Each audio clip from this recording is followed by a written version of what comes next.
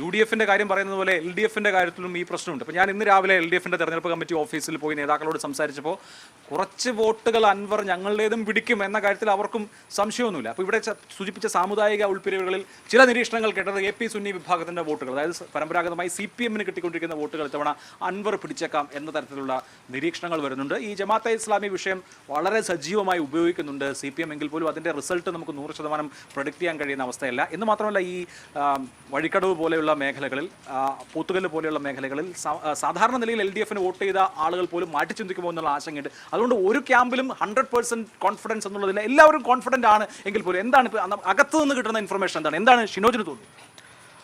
Plus നമ്മളിവിടെ ഈ സ്വരാജ് സ്ഥാനാർത്ഥിയാകുന്നതിന് മുമ്പാണ് നമ്മളിവിടെ എത്തുന്നത്. അപ്പോൾ സ്വരാജ് സ്ഥാനാർത്ഥിയാകുന്നതിന് മുമ്പ് നമ്മൾ LDF നേതാക്കളുമായി CPM നേതാക്കളുമായി സംസാരിക്കുമ്പോൾ കിട്ടുന്ന ഒരു ഫീഡ്ബാക്ക് അല്ല ഈ അവസാന ഘട്ടത്തിലേക്ക് എത്തുന്ന സമയത്ത് അവർ പങ്കുവയ്ക്കുന്നത്. അവർക്ക് വലിയ രീതിയിലൊരു പോസിറ്റീവായിട്ടുള്ള സ്ഥാനമുണ്ട്. കാരണം അവർ പറഞ്ഞ പ്രധാനപ്പെട്ട കാര്യം 19 വർഷത്തിന് ശേഷം അവർക്കൊരു പാർട്ടി ചിഹ്നത്തിൽ ഒരു സ്ഥാനാർത്ഥി കിട്ടുന്നു. സ്വരാജിനെ പോലെ ഒരു മികച്ച സ്ഥാനാർത്ഥി കിട്ടുന്നു.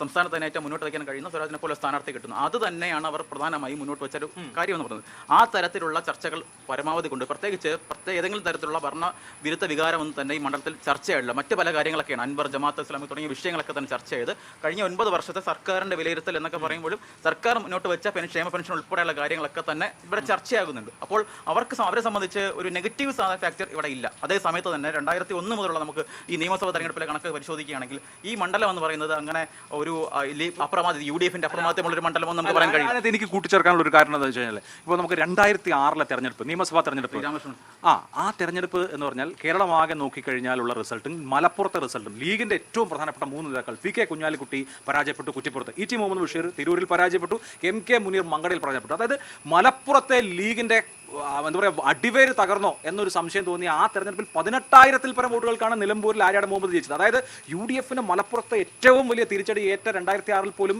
നിലമ്പൂർ UDF-നൊപ്പം നിന്നു എന്ന ഒരു ഘടകം. പിന്നെ ആ മണ്ഡല പുനർനിർണയത്തിൽ ആ മണ്ഡലം മാറി എന്നുള്ളത് ശരിയാണെങ്കിൽ പോലും ഈ പറഞ്ഞ പാർട്ടി ചിഹ്നത്തിൽ മത്സരിച്ചു എന്നതുകൊണ്ട് മാത്രം വിജയിക്കാൻ കഴിയുന്ന രാഷ്ട്രീയ സാഹചര്യമുള്ള മണ്ഡലമല്ലല്ലോ ഇത്.